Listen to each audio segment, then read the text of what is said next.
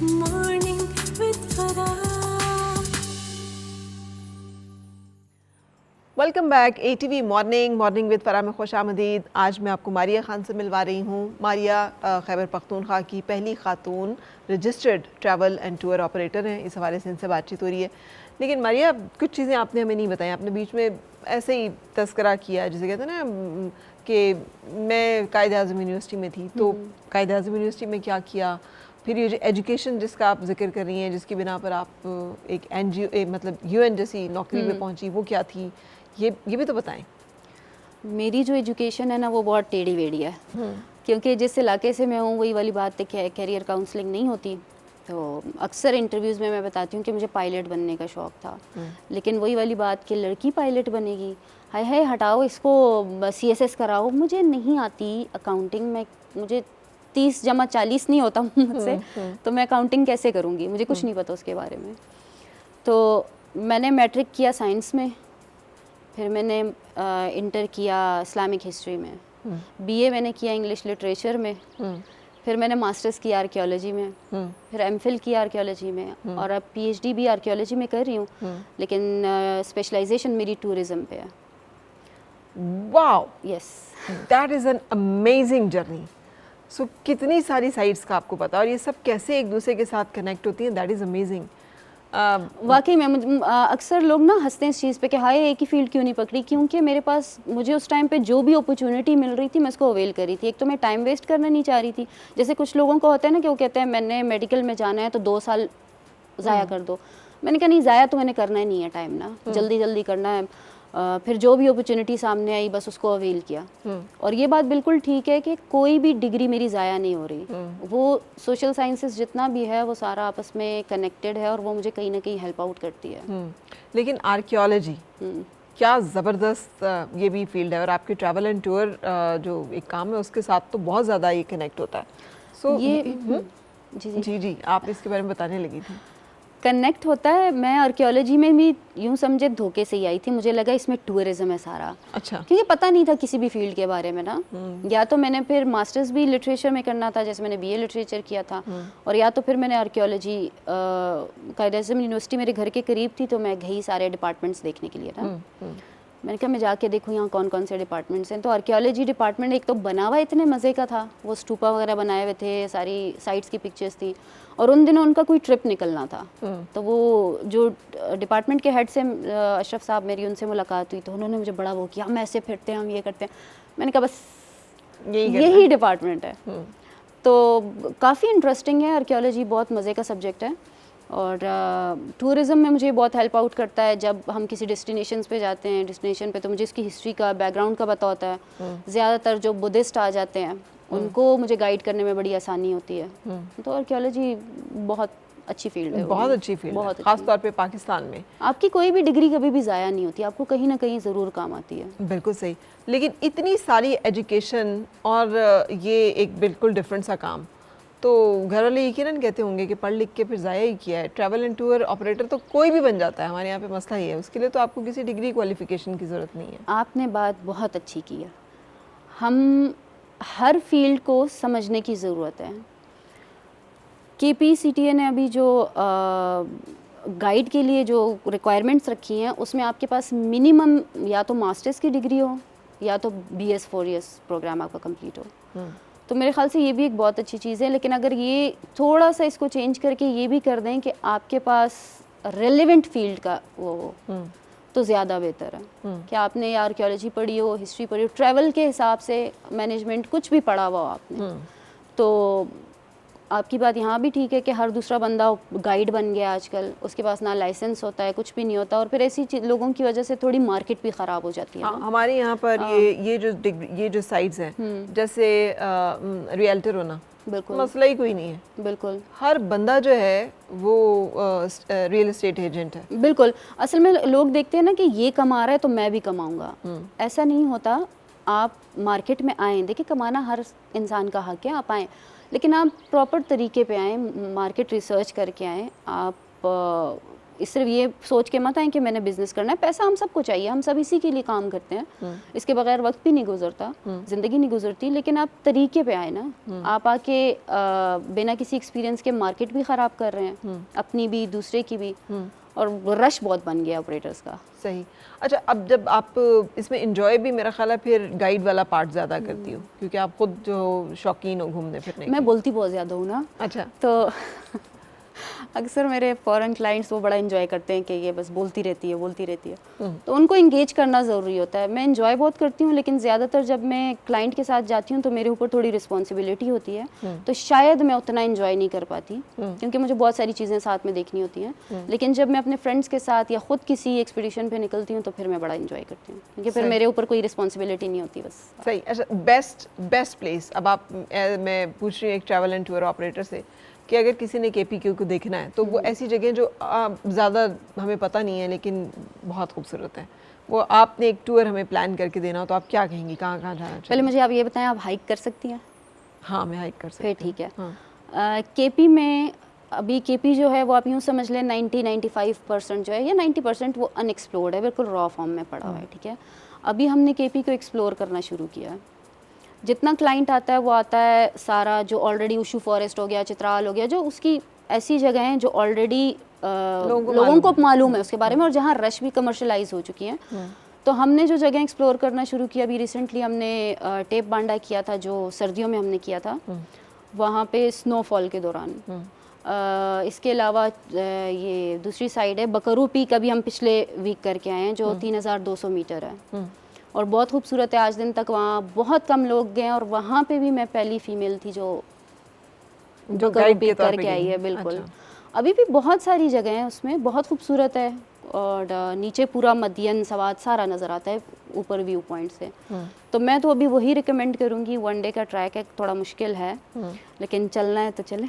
हाँ, ज़रूर चलेंगे, ज़रूर चलेंगे। अच्छा, मुझे बताएं, डिफरेंट टाइप की ख़वातीन होती हैं। एक वो ख़वातीन होती है जो मेकअप किट सारी साथ ले आती हैं, एक शायद आपकी तरह की ख़वातीन होती हैं। मेरा ख्याल आप तो जीन्स शो पे भी सिंपल आ जाती हैं। हाँ, जो जीन्स जॉगर्स और सब कुछ। आप कैसे देखती हैं इन दोनों ख़वातीन की टाइप्स में क्या फ़र्क होता है? देखिए, अपनी अपनी जगह पे दोनों ठीक हैं, लेकिन अगर आपने फ़ैशन करना है तो आप सिटी में करें, आप पहाड़ पे नहीं कर सकते हैं।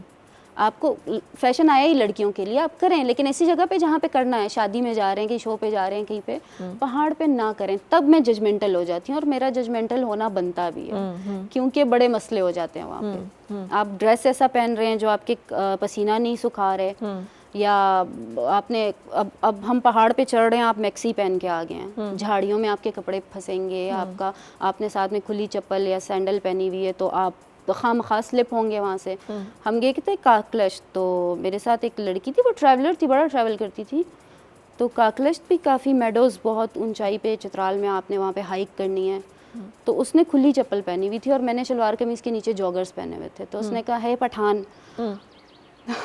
मैं भी उस पर हंस पड़ी। मैंने कहा यार, इसमें पठान और वो वाली बात नहीं है, इसमें अक्ल वाली बात है कि आपने कहाँ पे क्या पहनना है। आप पहने शहर में, ये आप स्कूल कॉलेजेस में पहने। ये गलतियाँ सिर्फ ख़वातीन करती हैं या मर्द हजरात भी ये ख़वातीन करती हैं? क्योंकि मर्दों को एक एडवांटेज है कि क्योंकि वो नॉर्मली भी टी शर्ट और वो चीज़ें पहनते हैं, तो वही कपड़े उनको वहाँ भी काम आ जाते हैं, मेकअप उनका होता नहीं है, उनके लिए इजी है, वही कपड़े, उन्हीं में सो रहे हैं, उन्हीं में जा रहे हैं, उन्हीं में ऑफिस जा रहे हैं, उन्हीं में ट्रैक पे आ गए हैं। लड़कियों का मसला। ठीक है, कितनी ज़्यादा तादाद लड़कियों की अब जो है वो राग़िब है इस तरफ कि वो ट्रैवल टूर्स करें और घूमें फिरें, और आपके जैसे टूर्स प्लान हो रहे होते हैं तो उसमें वो अकेली भी या ग्रुप में आ रही होती हैं?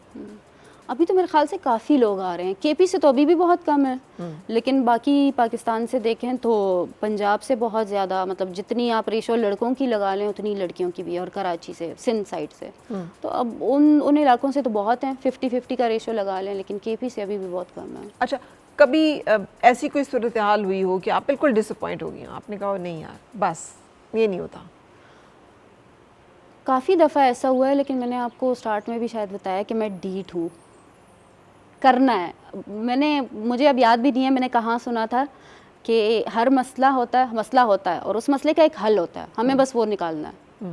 तो हमेशा जब सिचुएशन में फंस जाती हूँ, मैं सोचती हूँ अब इसका क्या हल निकालूं। पहले तो स्माइल करके क्लाइंट के सामने ये नहीं शो करना कि मैं तो गई, और फिर उसका हल निकालना है बस। मैं बहुत डीठ हूँ, इन मामलात में। शायद मुझे इस तरह नहीं आपको बोलना लगता है चाहिए, लेकिन मैं हूँ। ढीठ सही लफ्ज़ है मेरे लिए है। इसको परसिस्टेंस, परसिवेरेंस, मुस्तकिल मिजाजी। मेरी वोकैबुलरी फिर इतना ज़्यादा नहीं थी ना आगे उर्दू में, तो आपने वही लफ्ज़ उठाया जो लोग कहते हैं, ऐसे जो लोगों लोग को। कहते हैं।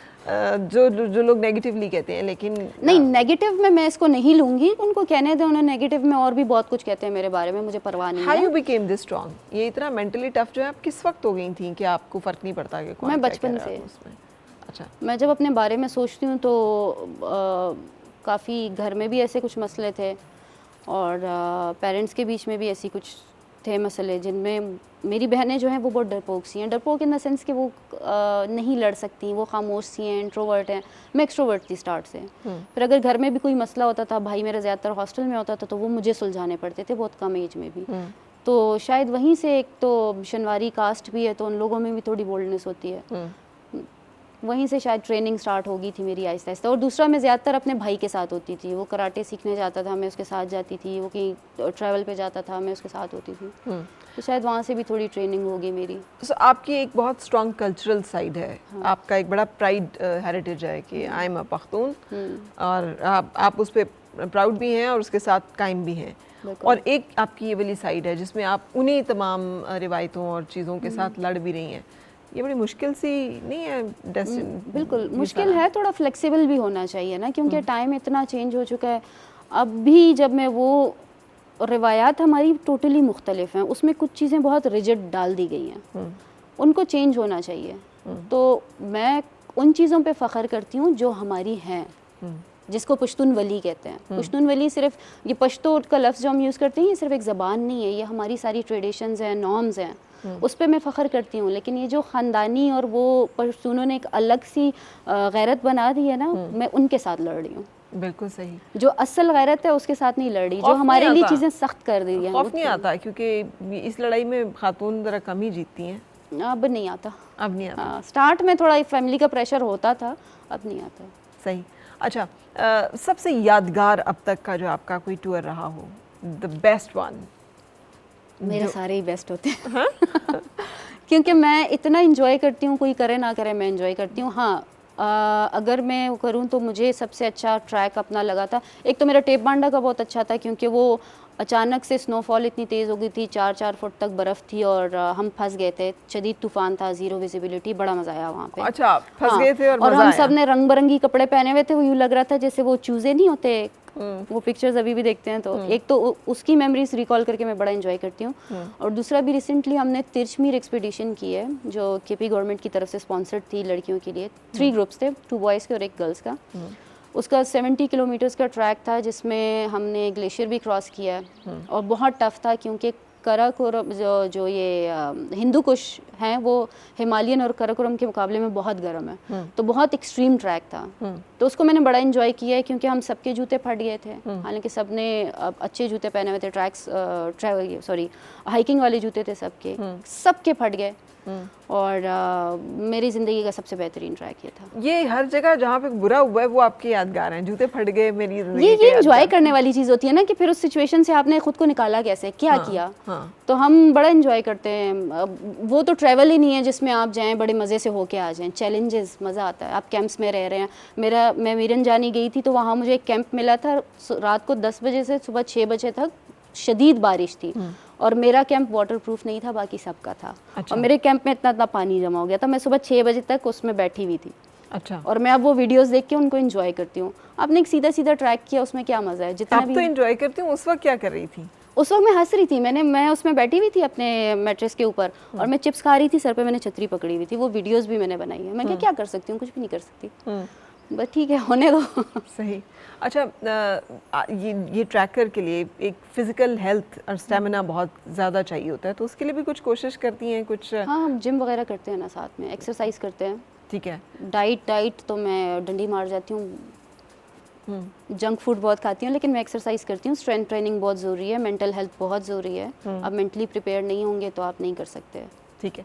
आप अपने आप का मुकाबला अपने साथ के बाकी मेल ट्रैवल टूर ऑपरेटर से करती हैं कभी? स्ट्रेंथ मैं नहीं करती, वो करते हैं। अच्छा, वो करते हैं तो वो क्या क्या कहते हैं, उनका क्या एनालिसिस होता है? मैं जब शुरू में इस काम में आई थी तो सबको ये था कि ये तो जल्दी निकल जाएगी, फिर बाद में उनका ये हुआ कि ये क्यों इतना आगे निकल रही है। तो वो अक्सर कंपैरिजन करते हैं कि इसको क्यों अवार्ड मिल रहा है, ये क्यों आगे निकल रही है। उसमें बड़े अच्छे दोस्त भी बन गए हैं, वो बड़ा सपोर्ट करते हैं, लेकिन कंपैरिजन हर जगह आता है कि ये क्यों आगे है। उनको ये लग रहा था ये मार्केट में आ गई, हमारा क्लाइंट ले जाएगी। नहीं, मैं किसी का क्लाइंट नहीं ले रही, क्योंकि मेरा टारगेट मार्केट वो है ही नहीं। मेरा काम ही कुछ और है। सही। अच्छा देखो, मैं सोच रही थी कि पाकिस्तान की KPK की पहली फीमेल ट्रैवल टूर ऑपरेटर आ रही। I was imagining a different kind of wardrobe कि आप अपने ट्रैक सूट में और उसमें। मैं सुबह वही पहन के आ रही थी, लेकिन मैंने इनको बताया कि मैं ट्रैवल से आ रही हूँ और मेरे पास एक भी सूट साफ़ नहीं है, मैं क्या करूँ, और बिजली भी नहीं है, 2 बजे आएगी। मैंने कहा चलो कोई बात नहीं। लेकिन ये मुझे अच्छा लगा कि वही जो मैं बात कर रही हूँ कि सूटेबिलिटी, कि आप एक ख़ास उसमें नहीं स्टिक करती हैं, आप अपने आप को मुख्तलिफ़ जगहों पे खड़ा करना और मुख्तलिफ़ जगहों पे एडजस्ट करना जो है, ये भी स्किल है आप में। कितना इम्पॉर्टेंट है खाना पकाना, घर गृहस्थी सलीका एक ऐसी खातून के साथ जो ज़रा बगावत की तरफ, जिसको आप खुद बगावत कह रही हैं? देखिए, घर गृहस्थी भी ज़रूरी है। हमारे नबी पाक ने भी तो सारे काम खुद किए हैं ना, इसमें तो कोई बुराई नहीं है। मुझे अक्सर लोग कहते हैं जो खुदीग्स वगैरह भी होते हैं, घर बैठो यार, औरतों के बस का काम नहीं है, गोल रोटी बनाओ। तो गोल रोटी भी बनानी आती है, बहुत ज़रूरी है। कुछ ऐसी जगह होती हैं जहाँ पे आपको अपना काम खुद करना है, तो फिर आप क्या करेंगे? तो वो भी करती हैं? ये भी एक स्किल है। हाँ, करती हूँ, बिल्कुल करती हूँ। और उसके साथ आपने इसको भी बैलेंस किया? इसको भी बैलेंस किया। Wonderful to have you and wonderful to know you Maria. I think girls like you are inspirational, क्योंकि जिस तरह से खामोशी से आप अपना काम कर रही हैं और जितना क्लियर माइंडेड हैं आप, और जितना आप उसके ऊपर मुस्तकिल मिजाज हैं, दैट इज़ ऑसम। कि चैलेंजेस, मुश्किलात, परेशानियाँ, रुकावटें किसके रास्ते में नहीं होती, लेकिन उनको अबूर करने वाला इंसान जो है वो स्पेशल होता है। So thank you very much for that special woman from KPK and giving us all the courage कि हम भी कर सकते हैं और बहुत कुछ कर सकते हैं। Thank you so much. शुक्रिया तशरीफ़ लाने के लिए। Thank you. और आपसे भी इजाज़त लेंगे जनाब। कल तक के लिए मुझे और मेरी टीम को इजाज़त दीजिए। अल्लाह हाफ़िज़।